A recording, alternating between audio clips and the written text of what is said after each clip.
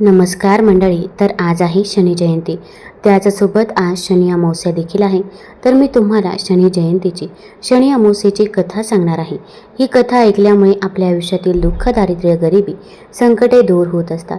त्याचसोबत आपल्याला शनी महाराजांचा आशीर्वाद देखील प्राप्त होत असतो. त्यामुळे व्हिडिओ स्किप न करता शेवटपर्यंत जरूर बघा. चॅनलवरती नवीन असाल तर चॅनल लाईक करा, सबस्क्राईब करा आणि कमेंटमध्ये ओम शनी देवाय नमः किंवा ओम नमः शिवाय लिहायला विसरू नका, जेणेकरून आपल्याला देखील शनी महाराजांचा, भगवान भोलेनाथांचा आशीर्वाद नक्कीच प्राप्त होईल. प्राचीन काळी भगवान सूर्य आपल्या विलक्षण तेजाने आणि प्रकाशाने आकाशात चमकत होते. त्यांचे तेज इतके प्रखर होते की देव आणि मानव दोघांसाठीही जीवनाचा स्तोत्र होते. सूर्यदेवाचा विवाह विश्वकर्मा यांची कन्या देवी सग्या यांच्याशी झाला होता.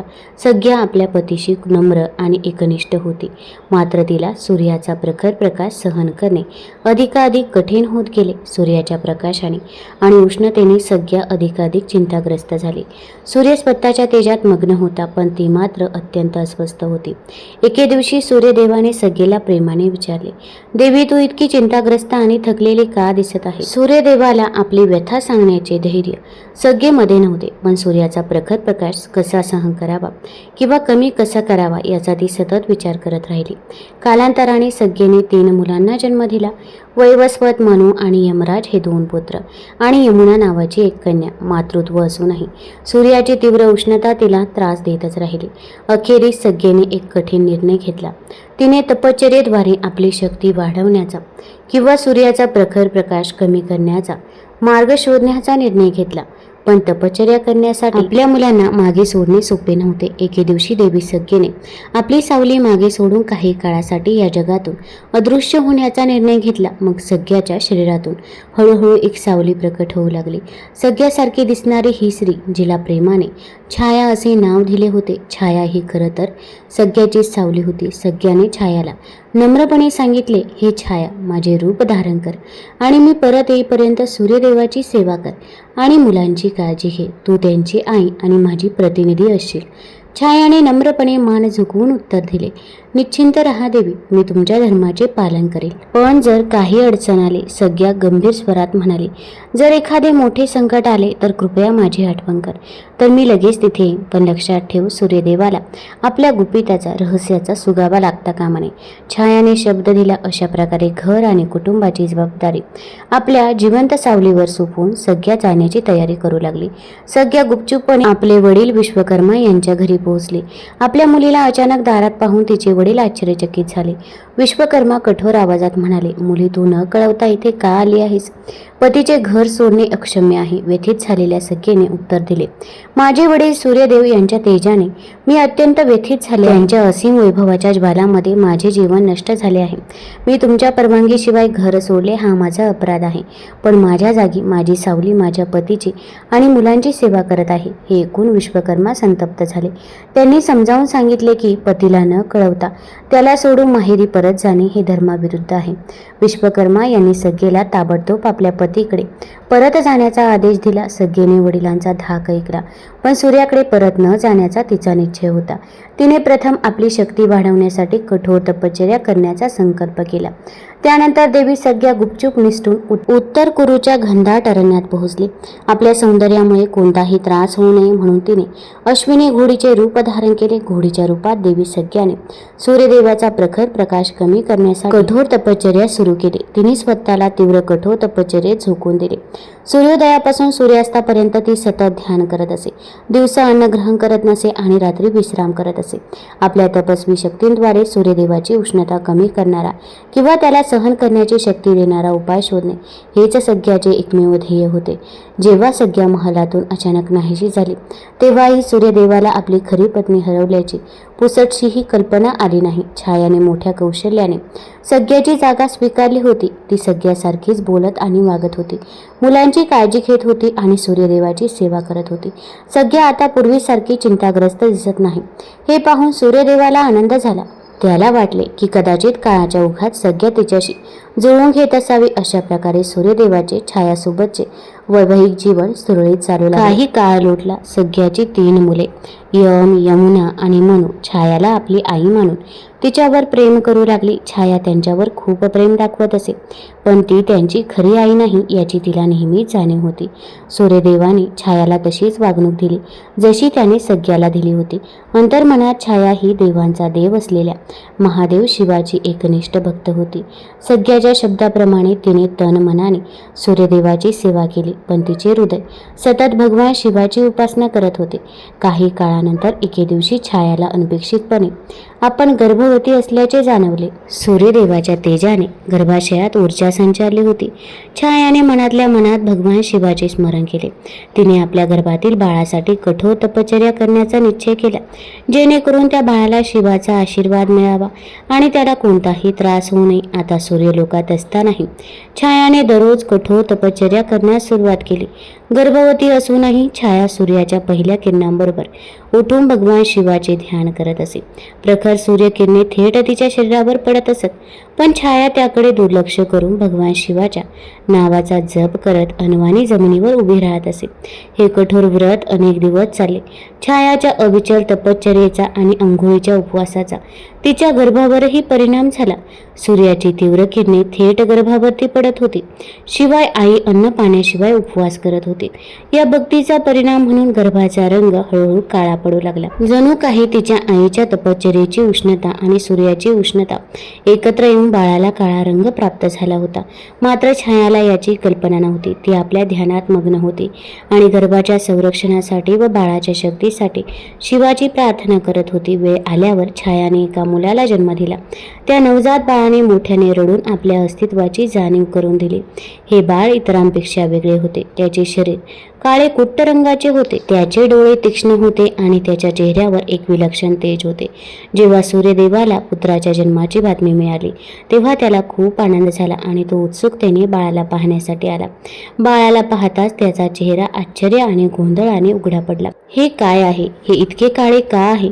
सूर्यदेवाने आपोआप विचारले. त्या नवजात बाळाचा काळा रंग पाहून सूर्य आश्चर्यचकित झाला आणि लगेचच त्याच्या मनात शंकेचे ढग दाटून आले. त्याला आश्चर्य वाटले की त्याच्या गौरवशाली रक्तसेनेच्या वंशात इतके काळे बाळ कसे जन्माला येऊ शकते.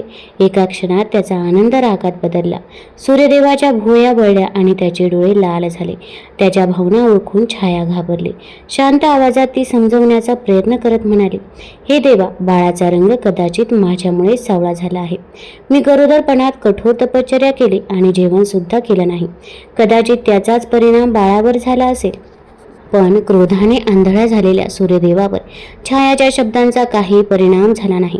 सूर्यदेव एक पाऊल पुढे आले आणि गर्जना करत म्हणाले, खोटं बोलू नकोस. तुला काय वाटतं, मी अज्ञानी आहे का? हा नक्कीच माझा मुलगा नाही. तू माझ्या पाठीमागे नक्कीच काहीतरी डाव साधला आहे. सूर्यदेवाने सर्वांसमक्ष आपल्या पत्नीवर दुसऱ्या पुरुषासोबत अनैतिक संबंध असल्याचा घृणास्पद आरोप केला होता. छाया थक्क झाली. तिच्या डोळ्यात अश्रू दाटून आले. तिने हात जोडून सूर्यदेवाला धीर देण्याचा प्रयत्न केला. महाराज, असं काही बोलू नका. मी नेहमी तुमची सेवा केली आहे. मी तुमचा कधीही अनादर केलेला नाही. हे बाळ तुमचाच एक भाग आहे. पण सूर्यदेव प्रचंड संतापले होते. त्याने दासी आणि सेवकांना आज्ञा दिली, या स्त्रीला आणि तिच्या काळ्या मुलाला महालातून घेऊन जा. त्याला माझा समजून मी चूक केली आहे. सूर्यदेवाने त्या नवजात बाळाला स्वीकारण्यास नकार दिला आणि तिरस्काराने छायाचा त्याग देखील केला. स्वतःच्या पतीच्या तोंडून असे कठोर शब्द ऐकून छायाला खूप दुःख झाले होते. तिच्या डोळ्यात अश्रू दाटून आले. दरम्यान त्या नवजात बाळाला या अपमानाची जाणीव नसली तरी ते आपल्या आईच्या हृदयद्रावक रडण्याने व्यथित झाले होते. तेही मोठ्याने रडू लागले. त्याच क्षणी सूर्यदेवाने त्या बाळाकडे रागाने पाहिले. त्याच्या डोळ्यात अजूनही संशय आणि द्वेष रेंगाळत होता. आश्चर्याची गोष्ट म्हणजे त्याच क्षणी ते बाळ रडायचे थांबले आणि त्याने हळूच डोळे उघडले.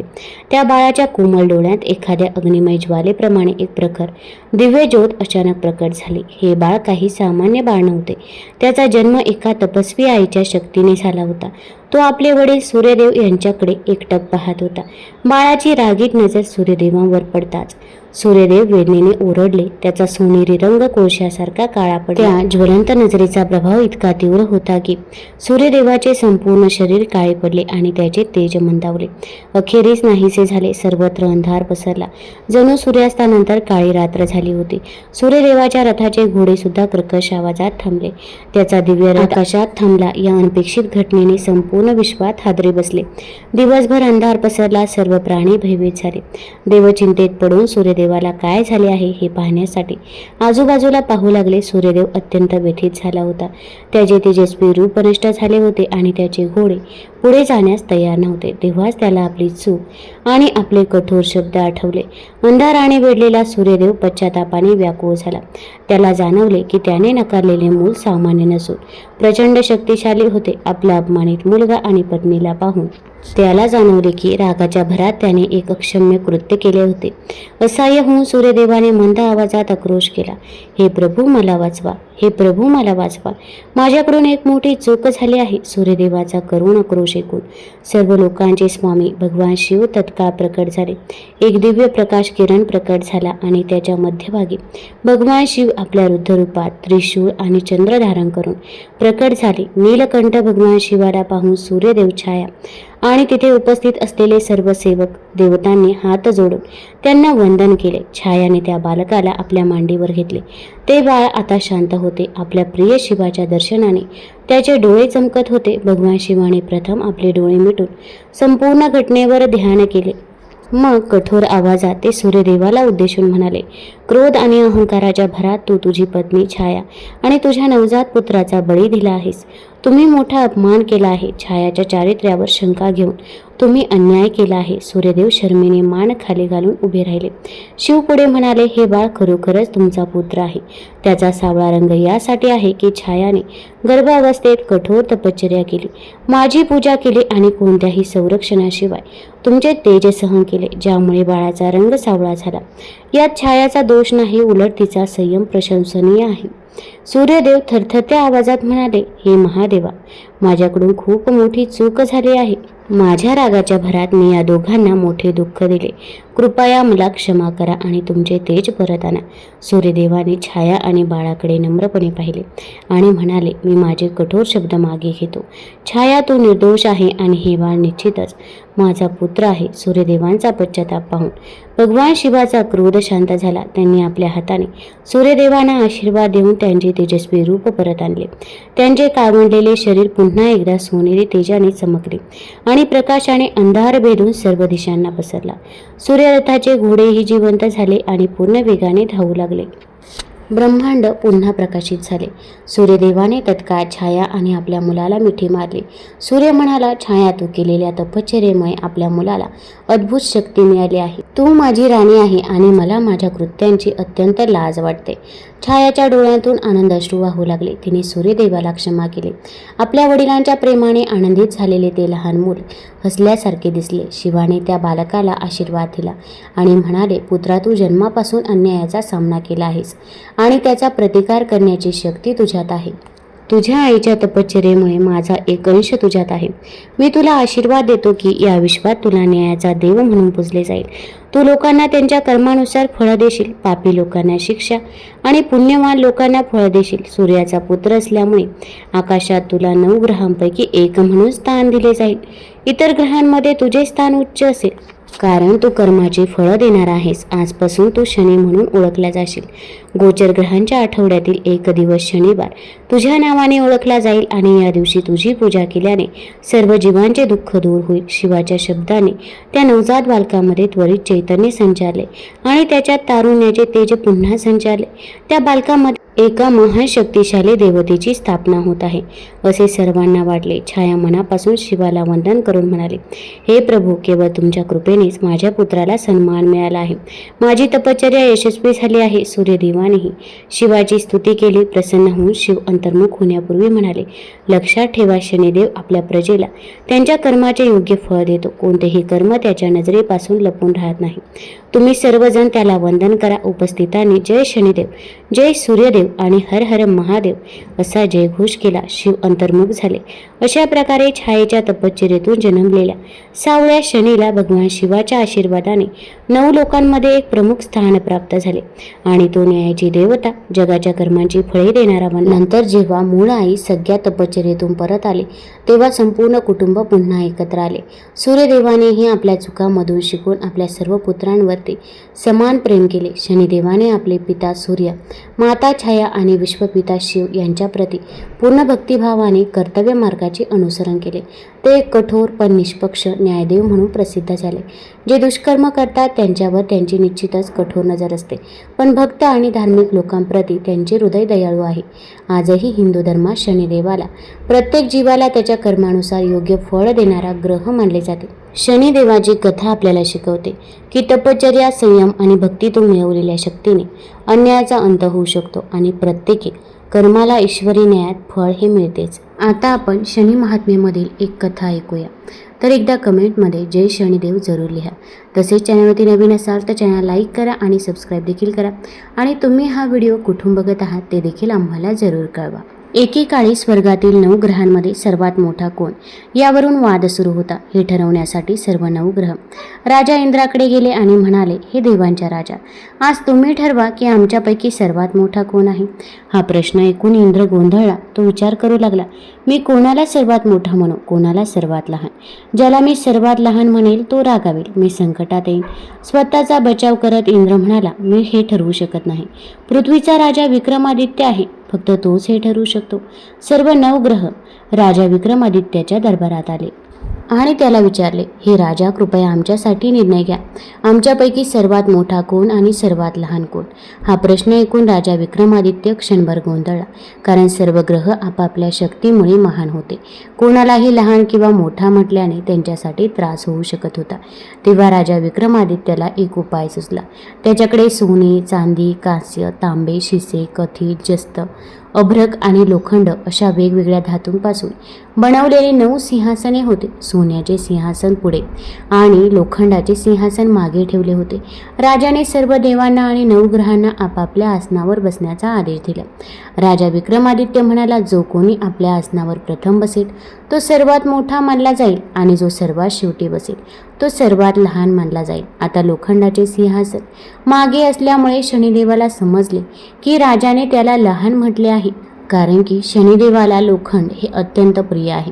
या निर्णयामुळे शनिदेव क्रोधित झाले आणि म्हणाले, महाराज, तुम्ही मला मागे टाकले आहे आणि माझा अपमान केला आहे. कदाचित तुम्हाला माझ्या शक्तींची माहिती नसेल. सूर्य एका राशीत 1 महिना राहतो, चंद्र 2 महिने आणि 2 दिवस राहतो, मंगळ 1.5 महिना राहतो, बुध आणि शुक्र प्रत्येकी 1 महिना राहतात, गुरु 13 महिने राहतो. पण मी कोणत्याही राशीत 2.5 ते 1 वर्षापर्यंत राहतो. मी माझ्या क्रोधाने महान देवांना आणि राजांनाही छळले आहे. आता माझ्या क्रोधापासून सावध राहा. राजा विक्रमादित्य म्हणाला, नियती जे काही घडवून आणेल ते दिसेलच. काही काळानंतर जेव्हा राजा विक्रमादित्य 7.5च्या प्रभावाखाली होता तेव्हा शनिदेव घोड्यांच्या व्यापाऱ्याच्या वेशात त्याच्या राज्यात आले. ते अनेक घोड्यांसह विक्रमादित्यच्या शहरातून फिरू लागले. राजा विक्रमादित्यने ते घोडे पाहिले आणि तो खूपच प्रभावित झाला. त्याने स्वतःसाठी एक चांगला घोडा निवडला आणि त्यावर स्वार झाला. राजा घोड्यावर बसताच तो विजेच्या वेगाने धावू लागला. तो धावतच राहिला आणि राजाला एका दूरच्या जंगलात घेऊन गेला. तिथे त्याने राजाला खाली उतरवले आणि तो दिसेनासा झाला. राजा बाहेर पडण्याचा मार्ग शोधत जंगलात भटकू लागला, पण त्याला तो मार्ग सापडला नाही. त्याला प्रचंड भूक आणि तहान लागली होती. बराच वेळ भटकल्यानंतर त्याला एक मेंढपाळ दिसला आणि त्याने त्याच्याकडे पाणी मागितले. पाणी प्यायल्यानंतर राजाने आपली अंगठी त्या मेंढपाळाला दिली. त्याला रस्ता विचारला आणि तो जंगलातून बाहेर पडला. तो जंगलातून बाहेर पडून जवळच्या एका गावात गेला. तेव्हा तो गावात पोहोचला तेव्हा तो खूप थकला होता. थोडा वेळ विश्रांती घेण्यासाठी तो एक व्यापाऱ्याच्या दुकानात बसला. तिथे थोडा वेळ बसल्यानंतर व्यापाऱ्याची विक्री वाढू लागली. व्यापाऱ्याने राजाला भाग्यवान मानले. तो राजाला राजा विक्रमादित्य म्हणून ओळखूही शकला नाही. पण व्यापाऱ्याने विचार केला की जर हा माणूस काही दिवस त्याच्या घरी राहिला तर त्याचा नफा दिवसा दुप्पट आणि रात्री चौपट होईल. हा विचार मनात ठेवून व्यापाऱ्याने राजाला आपल्या घरी नेले आणि त्याला एका खोलीत बसवले. तो म्हणाला, मी लवकरच परत येईन, तुम्ही इथे बसा. व्यापाऱ्याच्या घरात एका आकड्यावर सोन्याचा हार टांगलेला होता. तो आकडा त्याच खोलीत होता जिथे राजा बसला होता. व्यापारी निघून गेल्याबरोबर राजा पाहत असतानाच त्या आकड्याने तो सोन्याचा हार गिळायला सुरुवात केली. थोड्या वेळाने जेव्हा व्यापारी परत आला तेव्हा त्याने पाहिले की तो हार आकड्यावरून गायब झाला होता.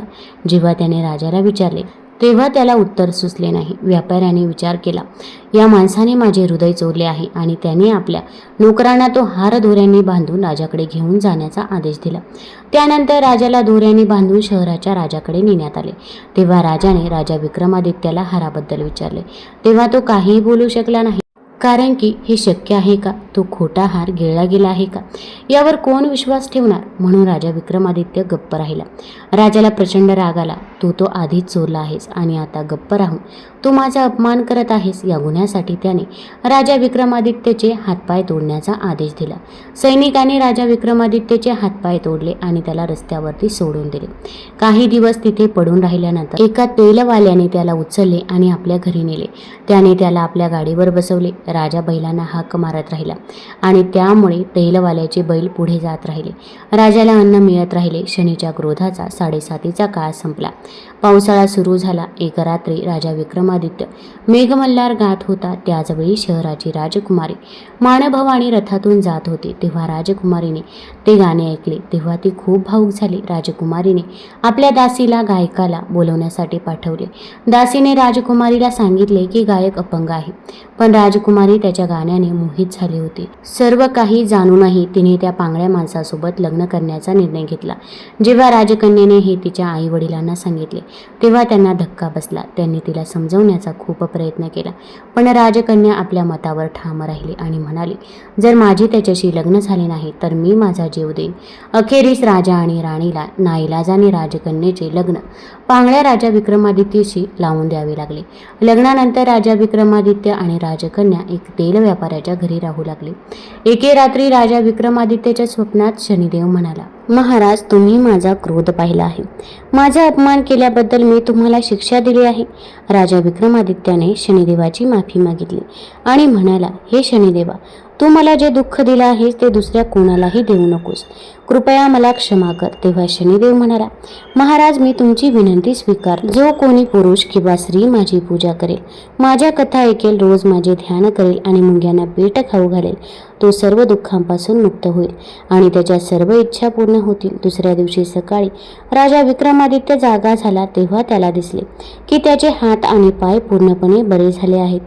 त्यामुळे त्याला खूप आनंद झाला. त्याने मनातल्या मनात भगवान शनिदेवाची प्रार्थना केली. त्यांना पूर्णपणे निरोगी पाहून राजकन्या सुद्धा आश्चर्यचकित झाली. राजा विक्रमादित्याने स्वतःची ओळख करून दिली आणि शनिदेवाच्या क्रोधाची संपूर्ण कहाणी सांगितली. हे कळल्यावर सेठ राजा विक्रमादित्याकडे धावत आला आणि क्षमा मागण्यासाठी त्याच्या पाया पडला. हे सर्व शनिदेवाच्या क्रोधामुळे घडले आहे हे जाणून राजा विक्रमादित्याने त्याला क्षमा केले. सेठ राजा विक्रमादित्याला आपल्या घरी घेऊन गेला आणि त्याच खोलीत बसून त्याला जेवण दिले. जेवताना त्या आकड्याने सर्वांसमोर गळ्यातला हार थुंकून टाकला. सेठाने आपल्या मुलीचे लग्नही राजा विक्रमादित्यशी लावून दिले. त्याने राजाला अनेक सोन्याचे दागिने आणि पैसा दिला. जेव्हा राजा विक्रमादित्य राजकन्या मानभवानी आणि सेठाच्या मुलीसह आपल्या शहरात परत आला तेव्हा शहरातील लोकांनी मोठ्या आनंदाने त्याचे स्वागत केले. दुसऱ्याच दिवशी राजा विक्रमादित्याने आपल्या संपूर्ण राज्यात घोषणा केली की शनिदेव सर्व ग्रहांमध्ये श्रेष्ठ आहे आणि सर्व स्त्री पुरुषांनी त्यांच्या सन्मानार्थ प्रत्येक शनिवारी उपवास करावा आणि त्यांच्या उपवासाची कथा म्हणावी किंवा ऐकावी. तुम्हाला जर ही कथा, ही माहिती आवडली असेल तर चॅनल लाईक करा, सबस्क्राईब करा आणि आपल्या मित्रपरिवारासोबत जरूर शेअर करा. धन्यवाद.